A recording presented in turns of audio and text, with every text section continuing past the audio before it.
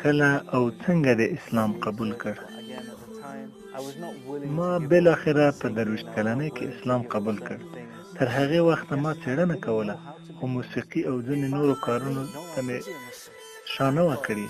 زه نه پوهېدم چې زه به وکولی شم چې مسلمان شم. ما فکر کاوه اسلام هغه څه دی چې ته به ورسره پیدا شوی یې او د خپل پلار او مور څخه به په میراث درته پاتې وي. زه نه وم خبر چې ډېر خلک راګرځېدلي اسلام ته.